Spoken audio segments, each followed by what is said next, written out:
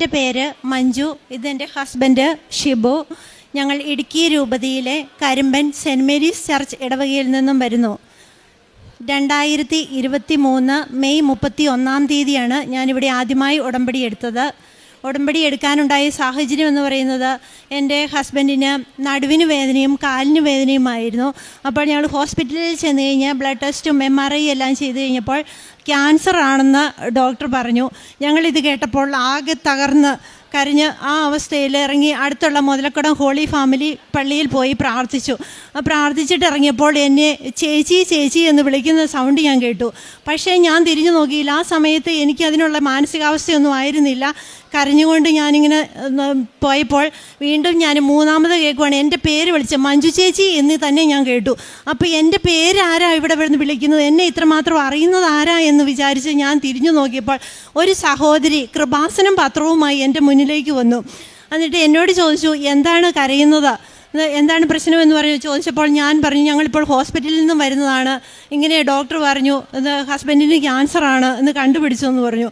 അപ്പോൾ ആ സഹോദരി എൻ്റെ കണ്ണുനീര് തുടച്ചു തന്നിട്ട് എന്നോട് പറഞ്ഞു, നിങ്ങൾ ക്രിസ്ത്യൻ അല്ലേ, ഞാനൊരു ഹിന്ദുവാണ്, എന്നെക്കാളും വിശ്വാസം നിങ്ങൾക്കില്ലേ എന്ന് പറഞ്ഞ് എൻ്റെ കയ്യിലേക്ക് ആ സഹോദരി ഉടമ്പടി തൈലം തന്നിട്ട് ഇത് കൊണ്ടുപോയി ഹസ്ബൻഡിൻ്റെ നെറ്റിയിൽ കുരിശ് വരച്ചു കൊടുക്കാൻ പറഞ്ഞു. എന്നിട്ട് വിശ്വാസ പ്രമാണം ചൊല്ലി പ്രാർത്ഥിക്കൂ, നിങ്ങൾ അമ്മയുടെ അടുത്ത് പോയി ഉടമ്പടി എടുക്ക്, നിങ്ങൾ അമ്മ സുഖപ്പെടുത്തുമെന്ന് പറഞ്ഞു.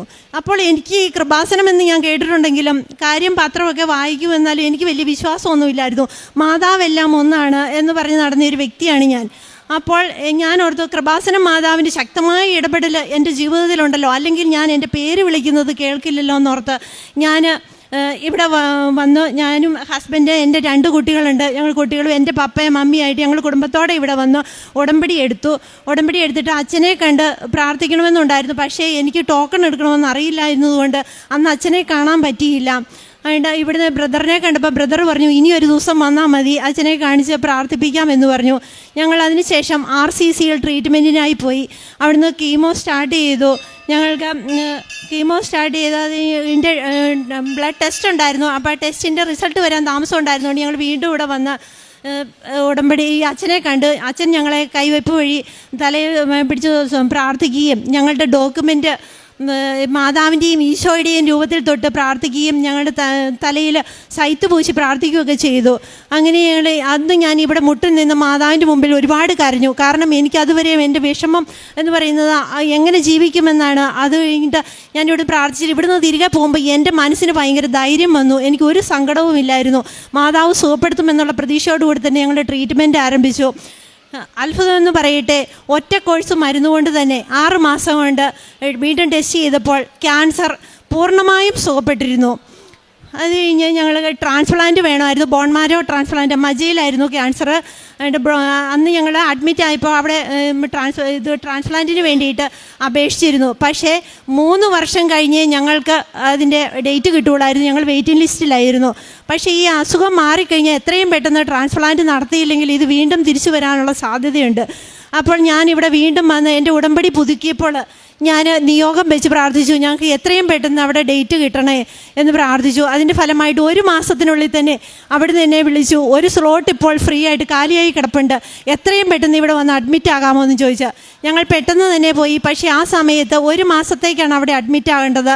ആ സമയത്ത് അതിനകത്തേക്ക് കയറി കഴിഞ്ഞാൽ പുറത്തുള്ള ആളുകളുമായിട്ട് ഒരു സമ്പർക്കവും ഇല്ല, പുറത്തേക്ക് ഇറങ്ങാൻ പറ്റില്ല. എൻ്റെ ആരോഗ്യസ്ഥിതി ആണെങ്കിൽ വളരെ മോശം, ബൈസ്റ്റാൻഡറായിട്ടാണ് ഞാനാണ് കൂടെ പോകേണ്ടത്. എനിക്ക് ആ സമയത്ത് ചുമയും ഭയങ്കര അസ്വസ്ഥതയായിരുന്നു. ഞാനിവിടുന്ന് കഫ്സിറപ്പം കുടിച്ചിട്ടാണ് പോകുന്നത്. അപ്പം ഞാൻ മാതാവിനോട് പ്രാർത്ഥിച്ചു, എൻ്റെ മാതാവേ, എനിക്ക് മുമ്പേ അവിടെ പോയി എനിക്കുള്ള എല്ലാം ഞങ്ങളുടെ കാര്യങ്ങളെല്ലാം ഭംഗിയായി നടത്തി തരണേ, എനിക്ക് അവിടെ നിന്നും ഇതെല്ലാം ട്രീറ്റ്മെൻറ്റ് കഴിഞ്ഞതിന് ശേഷമേ ഞങ്ങൾക്ക് അവിടുന്ന് പുറത്തിറങ്ങാൻ വരാൻ പറ്റുള്ളൂ എന്നൊക്കെ. അപ്പോൾ ഞാൻ പ്രാർത്ഥിച്ചതിൻ്റെ ഫലമായിട്ട് എനിക്ക് അതിൻ്റെ അകത്തേക്ക് കയറി എഴുപ്പാം ഒരു അസ്വസ്ഥതകളും ഇല്ലായിരുന്നു. എല്ലാം ഞങ്ങളുടെ കാര്യങ്ങൾ ഭംഗിയായിട്ട് തന്നെ അവിടെ നടത്തി തന്നു മാതാവ്. അങ്ങനെ ഞാൻ പക്ഷേ പ്രാർത്ഥനയെല്ലാം കൃത്യമായിട്ട് തന്നെ ഉടമ്പടി പ്രത്യക്ഷീകരണ പ്രാർത്ഥനയും ഉടമ്പടി പ്രാർത്ഥനയെല്ലാം കൃത്യമായിട്ട് നടന്നു.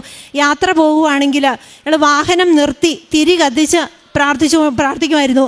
എവിടെയാണോ പള്ളി കാണുന്നത് ആ പള്ളിയിൽ കയറി കുർബാന എല്ലാ ദിവസവും ഒരു ദിവസം പോലും മുടങ്ങാതെ വിശുദ്ധ കുർബാനയിൽ പങ്കെടുക്കുകയും 2 ആഴ്ച കൂടുമ്പോൾ കൃത്യമായി കുമ്പസാരിക്കുകയും അരമണിക്കൂർ ബൈബിൾ വായിക്കുകയും ചെയ്യുമായിരുന്നു.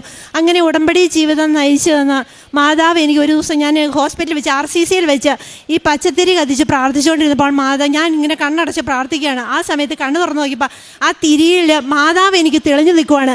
എനിക്ക് എന്താണ് ചെയ്യേണ്ടതെന്ന് അറിയാൻ പറ്റാത്ത ഒരവസ്ഥയായിരുന്നു. കാരണം എല്ലാവരോടും കൂടി മാതാവ് എല്ലാവർക്കും പ്രത്യക്ഷപ്പെടുന്നുണ്ട്. അപ്പോൾ എനിക്കൊരു വിശ്വാസം ഇല്ലായിരുന്നു മാതാവ് എന്നെ ഈ പാപിയായി എന്നെ അത്രയ്ക്ക് മാതാവ് ശ്രദ്ധിക്കുമോ, എൻ്റെ മാതാവിൻ്റെ അത്ഭുതം നടക്കുമോ എന്നൊക്കെ. പക്ഷേ ആ മാതാവിനെ കണ്ടപ്പോൾ എനിക്കറിയില്ല, പറഞ്ഞറിയിക്കാൻ പറ്റാത്ത ഒരു അനുഭവമായിരുന്നു അത്. അത് കഴിഞ്ഞ് ഞങ്ങൾ അവിടുന്ന് 1 മാസത്തേക്ക് അഡ്മിറ്റ് ആയെങ്കിലും ഞാൻ ഡേറ്റ് ഇട്ട് പ്രാർത്ഥിച്ചു, മാതാവേ ഇന്ന ദിവസം ഞങ്ങളെ ഇവിടുന്ന് ഡിസ്ചാർജ് ആക്കണമെന്ന്. കൃത്യം 19 ദിവസമായപ്പോൾ ഹൈഡോസ് കീമോ ചെയ്തെങ്കിലും ഒരു സൈഡ് എഫക്റ്റും ഇല്ലാതെ ഡോക്ടർ വന്ന് പറഞ്ഞു, നിങ്ങൾക്കൊരു കുഴപ്പമില്ല, എന്തിനാണ് ഇവിടെ കിടക്കുന്നത്, നിങ്ങളെ ഇവിടുന്ന് ഡിസ്ചാർജ് ചെയ്യുവാന്ന് പറഞ്ഞു. 19ാമത്തെ ദിവസം ഞങ്ങളെ അവിടുന്ന് ഡിസ്ചാർജ് ചെയ്തു. അങ്ങനെ ഞങ്ങൾ വന്ന് 100 ദിവസത്തെ റെസ്റ്റാണ് ഡോക്ടർ പറഞ്ഞിരുന്നത്. 100 ദിവസം കഴിഞ്ഞ് ഹസ്ബൻഡ് വീണ്ടും ജോലിക്ക് പോയി.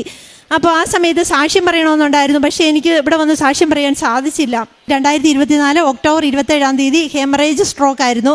അന്ന് സൺഡേ ആയിരുന്നുകൊണ്ട് ഹോസ്പിറ്റലിൽ അഡ്മിറ്റ് ചെയ്തെങ്കിലും ഡോക്ടർ കാര്യമായി ട്രീറ്റ്മെൻറ്റ് നടന്നില്ല. അന്ന് വൈകുന്നേരമാണ് MRI ചെയ്ത് നോക്കിയത്. അപ്പോഴാണ് സ്ട്രോക്കാണെന്ന് മനസ്സിലായത്. അപ്പോഴേക്കും തലയ്ക്കകത്തെ ഒരു ഭാഗം തന്നെ പൂർണ്ണമായിട്ടും നശിച്ചു പോയിരുന്നു. സെർബെല്ലും തലാമസും എല്ലാം നശിച്ചു പോയി. ആൾ അൺകോൺഷ്യസ് ആയി, ICUവിലായി. അപ്പോൾ ഡോക്ടർ പറഞ്ഞു, നമുക്ക് മാക്സിമം ട്രൈ ചെയ്യാം. എൻ്റെ കയ്യിൽ കിട്ടിയപ്പോൾ മുതൽ ഞാൻ മാക്സിമം ട്രൈ ചെയ്യാം, ഇനി അങ്ങോട്ട് എന്താണെന്നാണ് നമുക്ക് ചിന്തിക്കേണ്ടതെന്ന്. കഴിഞ്ഞ് 3-ാം ദിവസം സർജറി ചെയ്തു. മേജർ സർജറിയാണ്. 6.5 മണിക്കൂർ സമയമെടുക്കുമെന്ന് പറഞ്ഞെങ്കിലും ഒരു 3.5 മണിക്കൂറായപ്പോഴത്തേക്കും സർജറി കഴിഞ്ഞു. അപ്പോൾ ഞാൻ ഓർത്തു, എൻ്റെ മാതാവ് അവിടെ അത്ഭുതം പ്രവർത്തിച്ചു, ഒരു കുഴപ്പവും സംഭവിക്കുകയല്ലോ എന്നോർത്തിരുന്നപ്പം പക്ഷേ ആൾ അൺകോൺഷ്യസ്. ഡോക്ടർ പറഞ്ഞു, പ്രതീക്ഷയ്ക്കൊന്നും വകയില്ല, കാരണം ദൈവം എന്തെങ്കിലും അത്ഭുതം പ്രവർത്തിച്ചാൽ മാത്രമേ ഇനി അങ്ങോട്ട് ആൾ ഉണ്ടാവുകയുള്ളൂ എന്ന്. ഒരു സൈഡ് ഫുൾ പാരലൈസായി പോയായിരുന്നു. കഴിഞ്ഞ് ബോധവും ഇല്ല, ഒന്നുമില്ല. ആൾ വെൻറ്റിലേറ്ററിൽ കഴിഞ്ഞിരുന്ന സമയത്ത് 5 മിനിറ്റ് വിസിറ്റേഴ്സ് ടൈമുണ്ട്. ആ സമയത്ത് ഞാൻ ഈ ഉടമ്പടി തൈലം കൊണ്ടുപോയി ആളുടെ നെറുകന്തല തൊട്ട് ഉള്ളങ്കാല് വരെയും കുരിശ് വരച്ച് വിശ്വാസ പ്രമാണം ചൊല്ലി കുരിശ് വരച്ച് പ്രാർത്ഥിച്ചുകൊണ്ടിരുന്നു. അതിൻ്റെ എൻ്റെ ഉടമ്പടി കാശുരുവ ഞാനൊരു കൊന്തയിൽ പിൻ ചെയ്ത് കയ്യിൽ ചുറ്റിയിട്ടു. അതിൻ്റെ നേഴ്സിനോട് പറഞ്ഞു, എൻ്റെ ഏറ്റവും വില പിടിച്ച ആണ് ഉടമ്പടി കാശുരുവം, സിസ്റ്ററിനറിയാമല്ലോ. ആ സിസ്റ്റർ ഉടമ്പടി എടുത്തതായിരുന്നു. സിസ്റ്റർ പറഞ്ഞു, ചേച്ചി ധൈര്യമായിട്ട് പോക്കോ, ഞങ്ങൾ നോക്കിക്കോളാം, അത് നഷ്ടപ്പെടുത്താതെ നോക്കിക്കോളാം എന്ന് പറഞ്ഞു. അങ്ങനെ ഞാൻ ആ ഉടമ്പടി കാശുരുവം കയ്യിൽ പിൻ ചെയ്ത് കൊന്തയിട്ട് ചുറ്റിയിട്ടിരുന്നു. അങ്ങനെ ഓരോ ദിവസവും രാവിലെയും വൈകുന്നേരവും 5 മിനിറ്റ് സമയമുണ്ട്. ആ സമയം ഫുള്ള് ഞാൻ വിശ്വാസ പ്രമാണം ചൊല്ലി ഉടമ്പടി തൈലം കൊണ്ട് കുരിശ് വരച്ച് പ്രാർത്ഥിച്ചു. എന്നിട്ട് ആൾക്ക് ഞാൻ ചോദിക്കും, അമ്മ മാതാവ് എന്തിയെ മുറുക്കെ പിടിച്ചോണം കേട്ടോ, കളയരുതെന്ന് പറയുമ്പോൾ ആ അൺകോൺഷ്യസിലും ആ ഒരു കൈ ഇങ്ങനെ ചുരുട്ടി പിടിച്ചിരിക്കും, ഇങ്ങനെ മുറുക്കെ പിടിക്കുന്നത് കാണാമായിരുന്നു. അപ്പം ഞാൻ ഉടമ്പടി തൈലം ഇങ്ങനെ ബായിൽ ഇതാക്കി കൊടുത്താൽ ചിലപ്പോൾ ഇറങ്ങിപ്പോകില്ല ആ ബോധാവസ്ഥയിൽ. അതുകൊണ്ട് ഞാൻ ഈ ചുണ്ടയിൽ വയ്ക്കുമ്പം ആ ചുണ്ടിങ്ങനെ നുണഞ്ഞിറക്കുന്നതായിട്ട് എനിക്ക് കാണാമായിരുന്നു. അങ്ങനെ അമ്മ മാതാവിനോട് ഞാൻ കരഞ്ഞു പ്രാർത്ഥിച്ചു. എല്ലാ ദിവസവും ചാപ്പലിൽ പോയി വിശുദ്ധ കുർബാനയെ സംബന്ധിക്കുകയും അവിടെ മുട്ടിൽ നിന്ന് കൈകൾ വിരിച്ചു പിടിച്ച് ജപമാല ചൊല്ലുകയും ആ ഹോസ്പിറ്റലിൽ ബൈബിൾ ഉണ്ടായിരുന്നു അതെടുത്ത് വായിക്കുകയും ചെയ്യുമായിരുന്നു.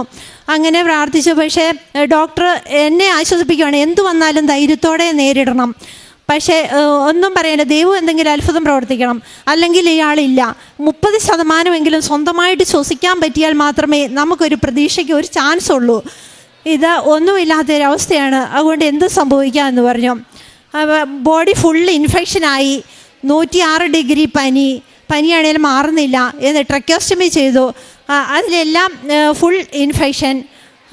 ന്യൂമോണിയ വന്ന ആൾ പോയെന്ന് പറഞ്ഞു. പക്ഷേ ന്യൂമോണിയ അതിൻ്റെ ആ അണുബാധ ആ ലങ്സിലേക്ക് കിടക്കാതെ അവിടെ ചെസ്റ്റിൽ സ്റ്റക്കായിട്ട് നിൽക്കുകയായിരുന്നു. ഞാൻ എൻ്റെ പ്രാർത്ഥനയുടെ ഫലമായിട്ട് എൻ്റെ ഉടമ്പടി മാതാവ് ചെയ്ത ഭയങ്കര അത്ഭുതമാണത്.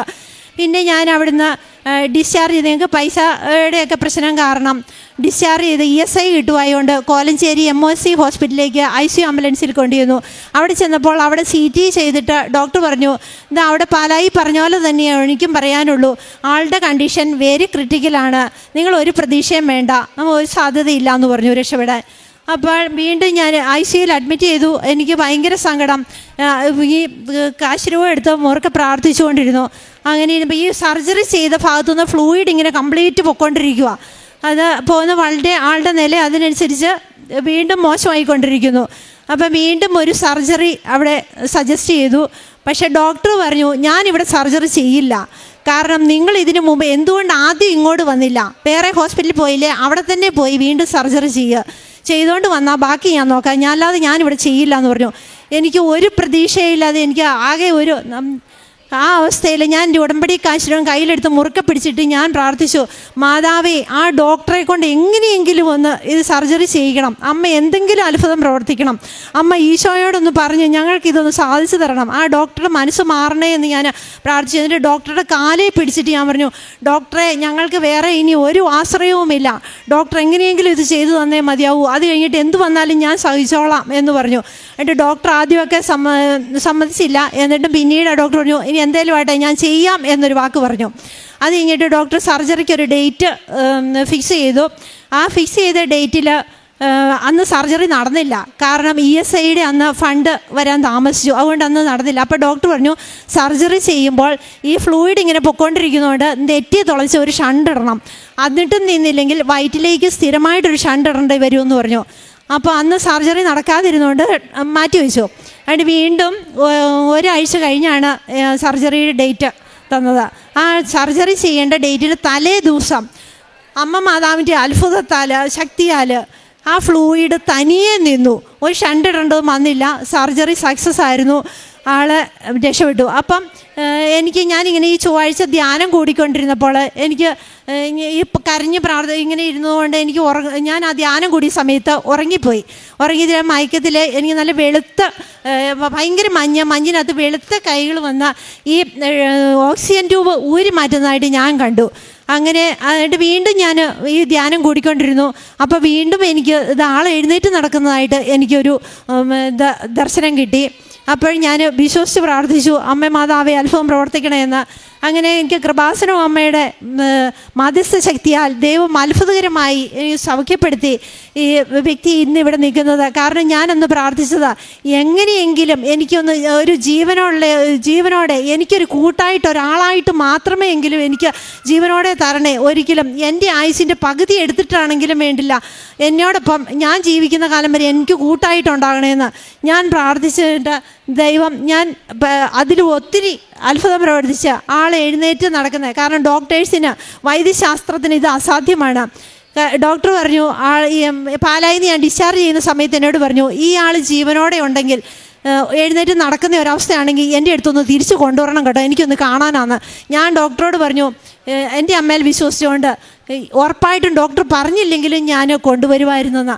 എന്നിട്ട് ഞാൻ 65 ദിവസം ഹോസ്പിറ്റലിൽ കിടന്നു. ഹോസ്പിറ്റലിൽ നിന്ന് ഡിസ്ചാർജായി വീട്ടിൽ പോയിട്ട് ഡോക്ടറെ കാണിച്ചു. അപ്പോൾ ഈ ഡോക്ടർ ഓരോ റിവ്യൂവിന് ചെയ്യുമ്പോഴും പറയും, ഡോക്ടർ ഇത് വളരെ അസാധ്യമാണ്, കാരണം നിങ്ങൾ മരിച്ചു പോയിട്ട് തിരിച്ചു വന്ന വ്യക്തിയാണ്, വളരെ ഫൈറ്റ് ചെയ്ത് ജീവിച്ച ഒരു വ്യക്തിയാണ്, മരിച്ചു പോയെടുത്തുന്ന ലാസറിനെ ഉയർപ്പിച്ചതുപോലെ ദൈവം ഉയർപ്പിച്ച ഒരു വ്യക്തിയാണ് നിങ്ങളുടെ മുമ്പിൽ ഈ നിൽക്കുന്നത്. എൻ്റെ അമ്മ മാതാവും ഈശോ അവിടുത്തെ തിരുക്കുമാരനും എൻ്റെ ജീവിതത്തിൽ എനിക്കും എൻ്റെ കുടുംബത്തിനും ചെയ്തു തന്നുള്ള വലിയ അനുഗ്രഹങ്ങൾക്ക് കോടാനുകോടി നന്ദി ഞാൻ പറയുന്നു. ഞാൻ കാരുണ്യ പ്രവൃത്തികളാണെങ്കിൽ രോഗികൾക്ക് ചികിത്സാ സഹായം എന്നെക്കൊണ്ട് കഴിവുന്നുള്ള വിധത്തിൽ ഞാൻ കൊടുക്കുമായിരുന്നു.